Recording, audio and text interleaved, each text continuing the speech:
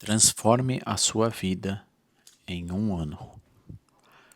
Como? Lendo a Bíblia de capa a capa, de Gênesis a Apocalipse.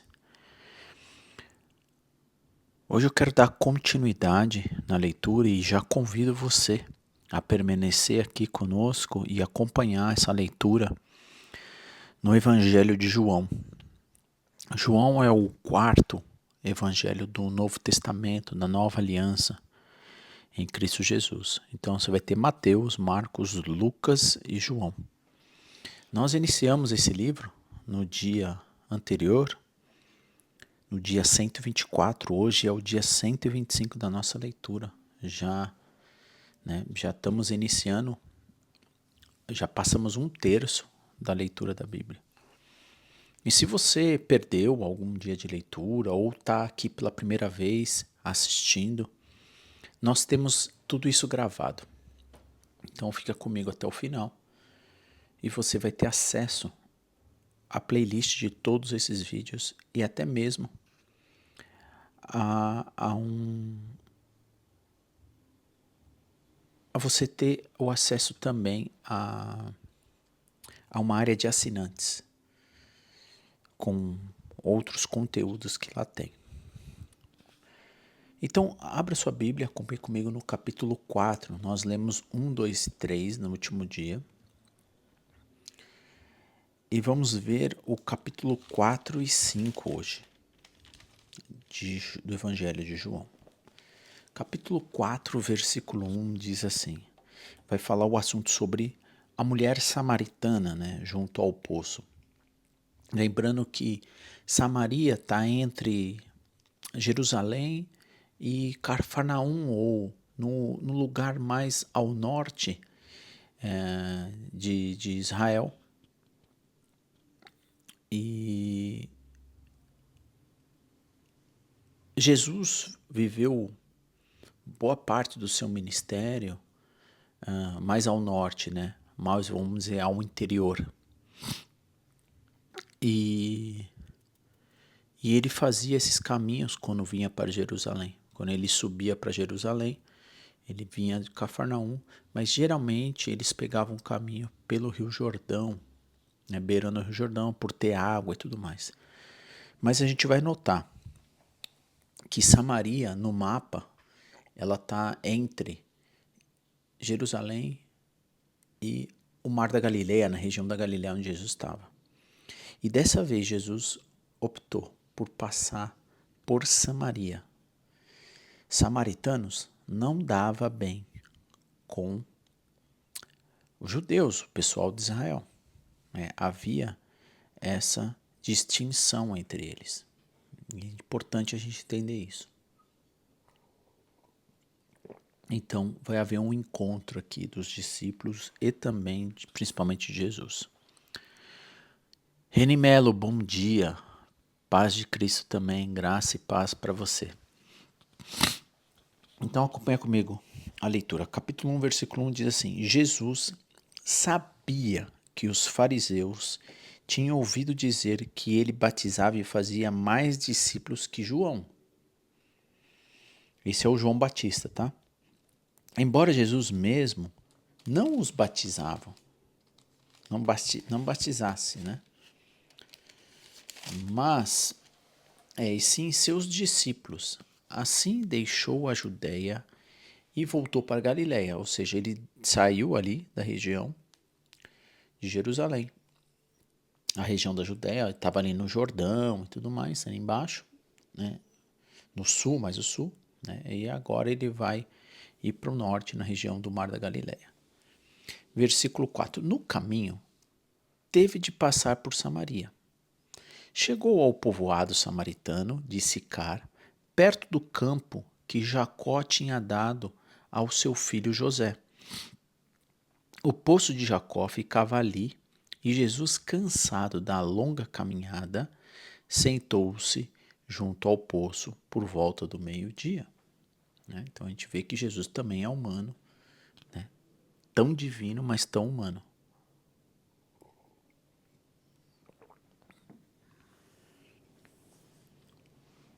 Pouco depois, uma mulher samaritana veio tirar água, e Jesus lhe disse: Por favor, me dê um pouco de água para beber. Naquele momento, os seus discípulos tinham ido ao povoado comprar comida. Então, Jesus está num poço, os discípulos saíram para comprar comida, Jesus permanece no poço e agora vem uma mulher tirar água ao meio-dia, né? Uma mulher samaritana. A mulher ficou surpresa, versículo 9, pois os judeus se recusavam a ter qualquer contato com os samaritanos. Aí a mulher disse: Você é judeu e eu sou mulher samaritana. Disse ela a Jesus: Como é que me pede água para beber? Jesus respondeu: Se ao menos soubesse que presente de Deus tem para você e com quem está falando, você me pediria e eu lhe daria água viva. Mas você não tem corda e nem balde, e o poço é muito fundo, disse ela. Aonde tiraria essa água viva? Além do mais, você se considera mais importante que o nosso antepassado Jacó, que nos deu este poço. Como pode oferecer água melhor que esta que Jacó e seus filhos e seus animais bebiam? Jesus respondeu: Quem bebe desta água logo terá sede outra vez. Mas quem bebe da água que eu dou nunca mais terá sede. Ela se torna uma fonte que brota dentro dele e lhe dá a vida eterna. Ela não está muito entendendo o que Jesus quis dizer. Jesus meio que está fazendo uma parábola, um paralelo, explicando um outro assunto, puxando um outro assunto que ela não está conseguindo compreender. Mas vai ter o desdobramento dessa história. Versículo 15. É o que ela diz: Por favor, Senhor, me dê dessa água, disse a mulher. Assim eu nunca mais terei sede e nem precisarei vir aqui para tirar água. Ela não estava entendendo ainda. E aí Jesus diz assim: Vá buscar seu marido, disse Jesus. Não tenho marido, respondeu a mulher.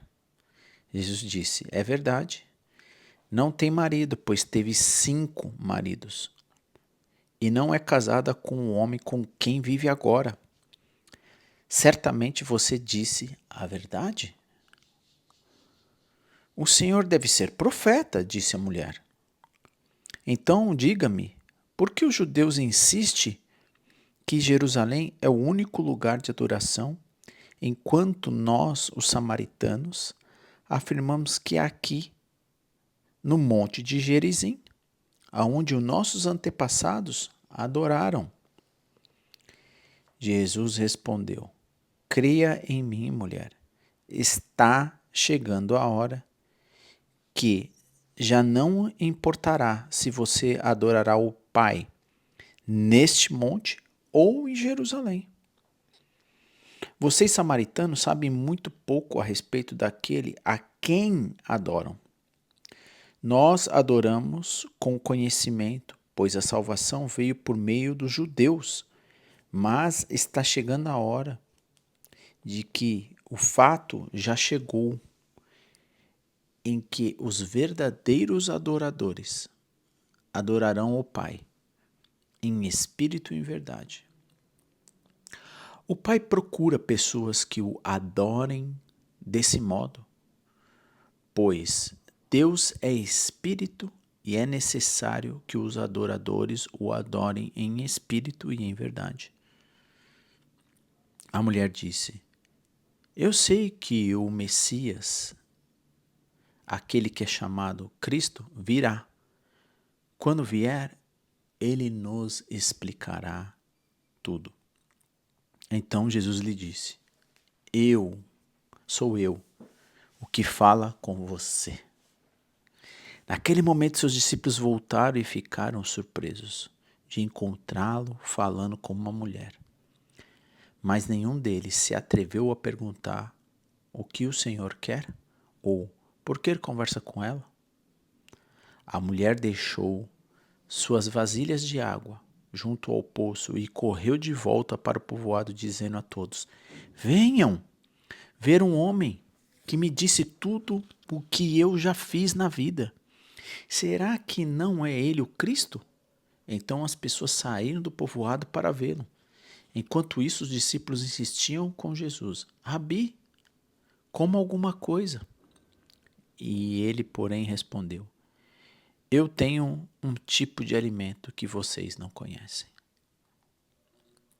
Os discípulos perguntaram uns aos outros: Será que alguém lhe trouxe comida? Então Jesus explicou: Meu alimento consiste em fazer a vontade daquele que me enviou e em terminar a sua obra. Vocês não costumam dizer: Ainda faltam 4 meses para a colheita? Mas eu lhes digo: despertem e olhem em volta. Os campos estão maduros para a colheita. Os que lhe colhem já recebem um salário. E os frutos que ajuntam são pessoas que passam a ter vida eterna. Que alegria espera tanto o que semeia como o que colhe. Vocês conhecem o ditado: um semeia, o outro colhe? E é verdade. Eu envio vocês para colher aonde não semearam. Outros realizaram o trabalho e agora vocês ajuntarão a colheita. Muitos samaritanos creem. Muitos samaritanos do povoado creram em Jesus por causa daquilo que a mulher relatou. Ele disse tudo o que já fiz.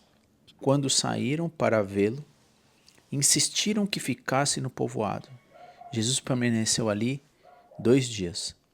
Muitos outros ouviram a sua palavra e creram. Então disseram à mulher: Agora cremos, não apenas por causa do que você nos contou, mas porque nós mesmos ouvimos, né? Agora sabemos que ele é, de fato, o Salvador do mundo. Jesus cura um filho de um oficial. Depois daqueles 2 dias, Jesus partiu para a Galiléia.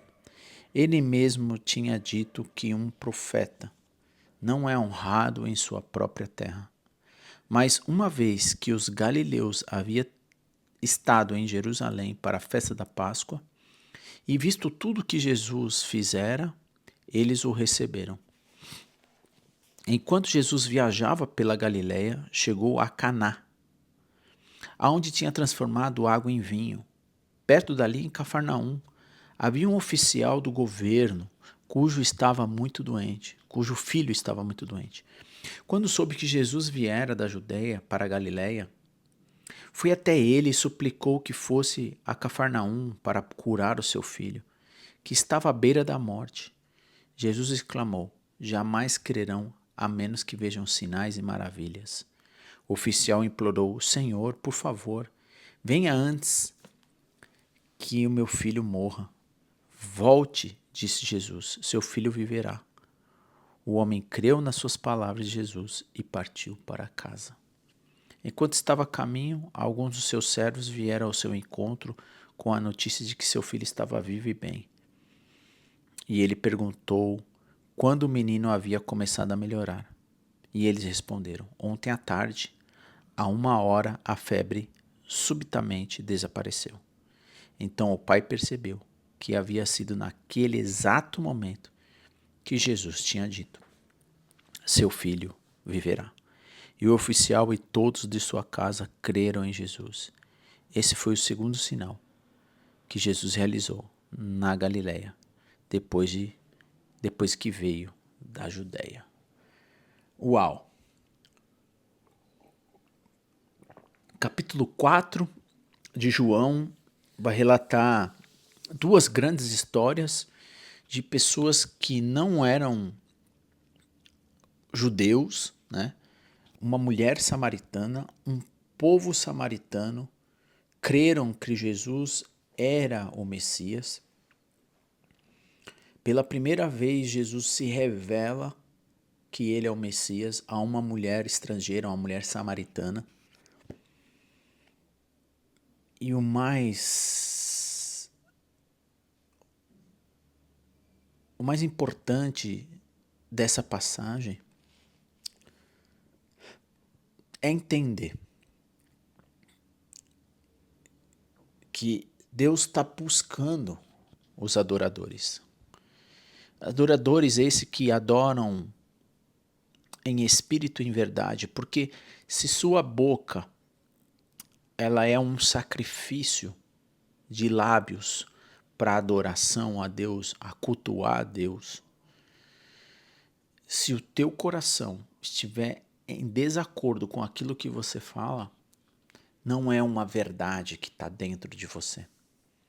E quando eu digo coração, eu falo o ser dentro de nós, né? O coração é a mente, né? Os pensamentos, aquilo que nos rodeia. Se tudo isso que a gente tem dentro de nós, né? Que gera sentimentos, né? Que geram emoções, que geram ações. Se nós muitas vezes ficar controlando aquilo que a gente fala, mas dentro de nós há pecado, há distância, há coisas que a gente está pensando, há coisas más dentro de nós, não há verdade em nós. Há uma hipocrisia, porque nós falamos, muitas vezes agimos de forma diferente. E Deus está buscando esses adoradores, né? Não alguém que tem uma farsa, né, como alguns fariseus que o próprio Jesus foi, né, criticou muito. Talvez você e eu possamos ser muitas vezes, algumas atitudes como fariseu, como pessoas que louvam com os lábios, mas o coração está longe. E a gente vê essa mulher, né? E alguns samaritanos que creram em Cristo Jesus. E essa mulher, ela pregou, né? Ela foi falar quem era o Salvador, né? Que lindo essa história de capítulo 4. E continuando, né, a sua volta para Galiléia, a gente vê o quê? Um soldado, né, um soldado romano, um centurião, que que ele era um oficial, né, um oficial do governo.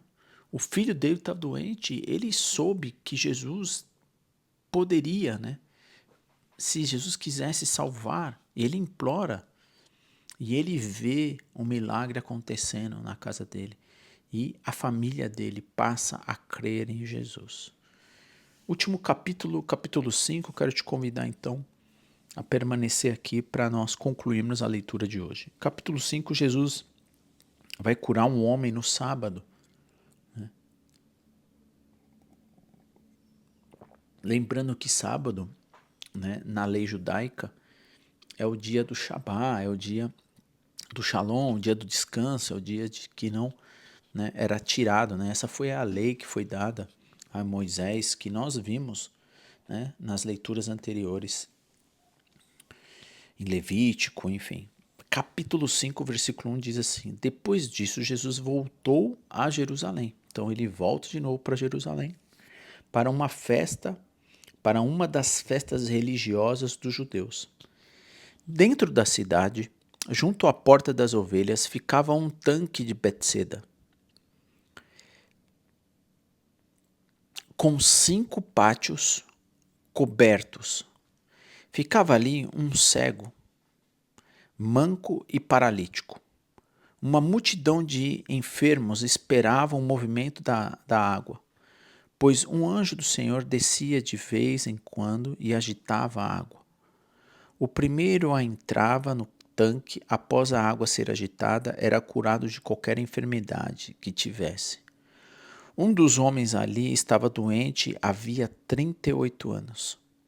Quando Jesus o viu e soube que estava enfermo por tanto tempo, perguntou-lhe: você gostaria de ser curado? O homem respondeu: não consigo, Senhor, pois não tenho quem me coloque no tanque quando a água se agita. Alguém sempre chega antes de mim. Jesus lhe disse: levanta-se, pegue a sua maca e ande. No mesmo instante, o homem ficou curado. Ele pegou a sua maca e começou a andar, uma vez que esse milagre aconteceu no sábado. Os líderes judeus disseram ao homem que havia sido curado: hoje é sábado, a lei não permite que você carregue essa maca. Mas ele respondeu: o homem que me curou disse: pegue a sua maca e ande. Quem foi que lhes disse uma coisa dessa? Perguntaram eles. O homem não sabia, pois Jesus havia desaparecido no meio da multidão. Mais tarde, Jesus o encontrou no templo e lhe disse: agora você está curado? Deixe de pecar, para que nada pior lhe aconteça. O homem foi até os líderes judeus e lhe disse que tinha sido Jesus quem havia curado. Olha que interessante, né? Uma lição que a gente pode tirar. Venha do jeito que você está, permaneça do jeito que você quer. Não, né? Não é essa a lição que Jesus nos ensina. Venha do jeito que você está, me aceite, eu vou curar você, né? Mas mais do que a cura física, material, mude a sua vida, né? Arrependa-se, não peque mais, né? É isso que Jesus está ensinando aqui a este homem. Então o povo agora, os fariseus, sabem que Jesus é que fez esse milagre no sábado. Versículo 16, Jesus afirma ser o Filho de Deus. Então os líderes judeus começaram a perseguir Jesus por não respeitar as regras do sábado. Jesus, porém, disse: meu pai sempre trabalha e eu também. Assim, os líderes judeus se empenharam ainda mais em encontrar um modo de matá-lo, pois ele não apenas violava o sábado, mas afirmava que Deus era o seu pai e, portanto, se igualava a Deus. Jesus respondeu: eu lhes digo a verdade, filho. Eu desligo a verdade. O filho que não pode fazer coisa alguma por sua própria conta, ele fez apenas o que vê o pai fazer. Aquilo que o pai faz, o filho também faz, pois o pai ama o filho e mostra tudo o que faz.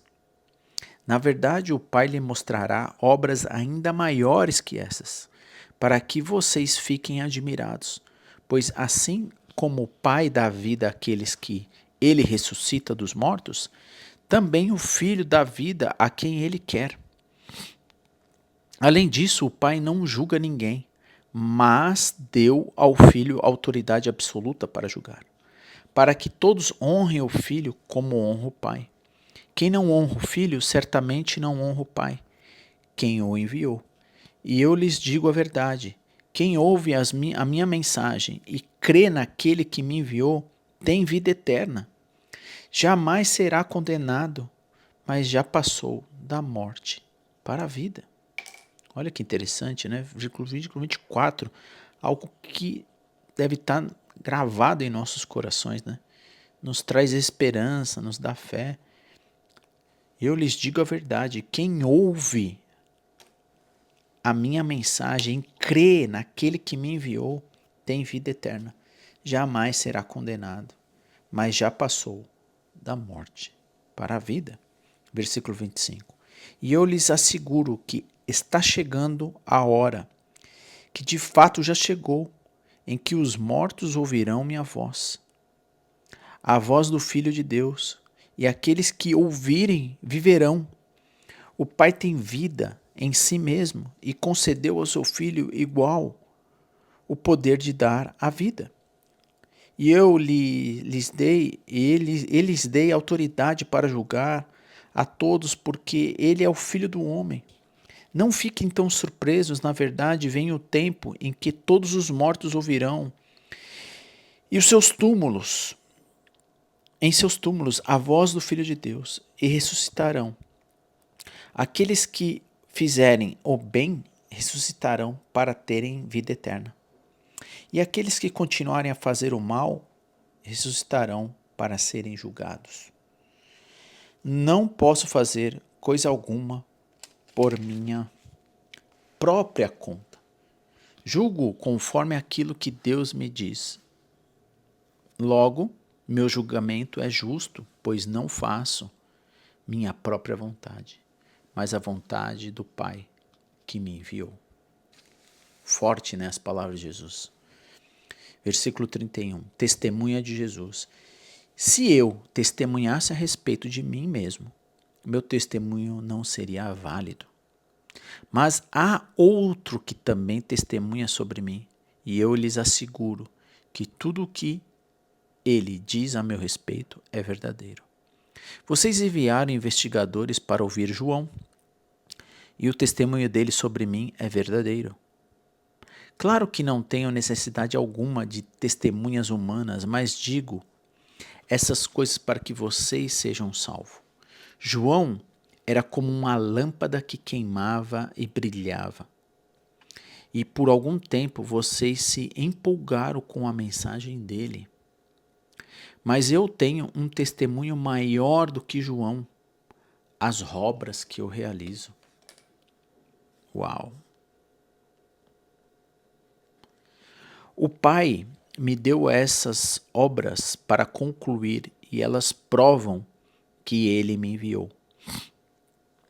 E o Pai que me enviou testemunhou ele próprio ao meu respeito. Vocês nunca ouviram a sua voz, nem ouviram pessoalmente. E não têm sua mensagem no coração, pois não creem em mim, aquele que me enviou por ele. Vocês estudam minuciosamente as Escrituras, porque creem que elas lhe dão vida eterna. Mas as Escrituras apontam para mim. E, no entanto, vocês se recusam a vir a mim para receber essa vida. Sua aprovação não vale nada para mim, pois eu sei que o amor de Deus não está em vocês. Eu vim em nome do meu Pai e vocês me rejeitaram. Se outro vier em seu próprio nome, vocês receberão. Não é de admirar que não possam crer, pois vocês honram uns aos outros, mas não se importa com a honra que vem do único Deus. Mas não sou eu quem os acusará diante do Pai. Moisés o acusará? Sim, Moisés em que vocês põem a sua esperança. Se crescem de fato em Moisés, creriam em mim, pois ele escreveu ao meu respeito. Contudo, uma vez que não creem naquilo que ele escreveu, como crerão em quem eu digo? Uau! Mensagem sábia de Cristo Jesus, né? Aos fariseus, ao povo que estava, né, perseguindo, viu, né, que Jesus fez um milagre ao sábado, que eles queriam perseguir, que eles queriam tentar achar, né, maneiras para tentar matá-lo, Jesus. Quão forte essas palavras e quão confortante e quão nos alerta a criarmos, né, a crermos, né, naquele quem o Pai enviou. Jesus Cristo, o autor e o consumador da nossa fé. E assim a gente encerra então a leitura do dia de hoje, no capítulo 5. Que gostoso é ler, né, o Evangelho de João, como João expõe, né, através da literatura a vida de Jesus, né, o poder de Cristo, né. João ele vai falar muito que Jesus é Deus, né, no seu livro, né, no seu Evangelho.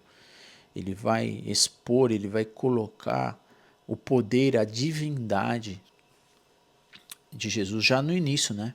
Que Deus é o Logos, né? Jesus é o Logos, Jesus é o princípio, tudo foi feito através dele, né? Ele era antes de tudo, né? Então, a divindade de Cristo, que de Deus, né, ser trino, né, que veio a esse mundo, né, com o poder do Espírito, que nasce de uma virgem e nasce e cresce, né, em sabedoria, estatura e graça, né? E o Pai o elegeu como único filho para ser o redentor da obra salvífica. Esse é João. Quão bonito é esse evangelho também, né? Toda a escritura é inspirada por Deus, útil para nos ensino, né? Repreensão. Bom, quero convidar então você a fechar os seus olhos e nós concluirmos, né, com uma oração essa leitura de hoje. Grandioso Deus, Pai, Criador de todas as coisas, graças te damos pelo teu único amor revelado em Cristo Jesus, aonde toda a obra da sua existência nessa terra foi concluída, encarnada pelo teu Espírito em Cristo Jesus. Obra essa que nos revela a sua completude, Pai. Aquilo que não resta mais a não ser nós acreditarmos. Não nos deixem ser enganados, Pai, mas que o Senhor confirme através do teu Espírito a nossa fé de forma racional. Que nós possamos tirar todo o sentimento que gere dúvida e medo das circunstâncias que esse mundo nos coloca através de Satanás, Pai, nos tentando, nos querendo, né, ser levados para a morte eterna. Ajude, Pai, a desenvolver em nós a leitura diária da sua palavra, que ela possa estar viva em nossos corações, Pai, que possa estar gravada em nossas mentes, para que nós possamos estar cheios do Teu Espírito e seguirmos perseverante, Pai, com a nossa completude de amá-lo em primeiro lugar, e que nós jamais possamos esquecer de olhar para os nossos próximos e desenvolver esse amor que Jesus nos ensinou. Te agradecemos por termos a leitura das suas sagradas escrituras, onde nós temos a oportunidade de abri-la todos os dias e até aqui o Senhor nos sustentou nesse plano que nós temos de ler toda a escritura esse ano. Nos sustente, Pai. Faça com que nós consigamos ler juntos com os irmãos, com as irmãs, e que nós desenvolvemos, Pai, a gravura da Tua palavra dentro do nosso ser, para que nós possamos viver e anunciar Cristo Jesus como essa mulher samaritana. Nós temos inúmeros pecados, mas o Senhor nos libertou, o Senhor nos lavou com o sangue de Jesus, pago naquela cruz pelo alto preço. Todo pecado, toda a ira, o Senhor fez justiça em teu Filho, em nosso favor, por amor. Amor esse que eu ainda não consigo compreender. Quão grande é o teu amor. Esse amor ágape, esse amor sem interesse, esse amor sem merecimento nenhum. Porque o que eu mereço, o que nós merecemos é morte e castigo eterno. Mas o Senhor nos resgatou e tirou-nos da condenação, da morte para a vida. E graças a Jesus, nós oramos no dia de hoje, pedindo todo o livramento de mal e a tua proteção divina, em nome dele, do autor, Jesus. Amém. Que Deus te abençoe, que as palavras de Jesus, escrita por João, o apóstolo amado, né? Esse apóstolo que vai, além desse evangelho, vai nos deixa mais 4 livros, né, para nos auxiliar, inspirada por Deus, o grande livro de Apocalipse, né, que é tão falado, entre mais 3 epístolas, né, 1º, 2º e 3º João, que se Deus permitir, iremos ler. Fique conosco, acompanhe-nos a leitura. Se Deus permitir, amanhã estaremos no dia 126 da nossa leitura. E se você perdeu algum dia de leitura, agora ao final desse vídeo você vai ter 2 cards na tela. Um levando a leitura do dia anterior, que iniciamos esse livro, o dia 124. E o outro você vai ter a playlist de todo o vídeo. Você ainda não segue o canal? Não perca. Se inscreva no canal, ative o sininho, porque você vai ser notificado toda vez que subir um novo vídeo aqui. Quero te convidar também a fazer parte, por que não, né? Você assinar, ser membro, né? A menos de R$1, né? Quase 50 centavos por dia você paga para ser tão abençoado e tanto outros conteúdos tem de forma organizada lá na área de assinantes. Aqui na descrição desse vídeo você pode clicar no link, acessar uma página web e se inscrever. Nessa área de assinantes está tudo muito bem organizado e tem aulas bônus lá para você poder compreender. Você pode ter acesso direto a conversar comigo por lá. E também, se você concluir, vai receber um certificado. E eu te enviarei, né, os livros na tua casa. Que Deus te abençoe. E se Deus assim permitir, então, estaremos aqui amanhã, no dia 126, na leitura, continuando esse evangelho de João. Que Deus te abençoe.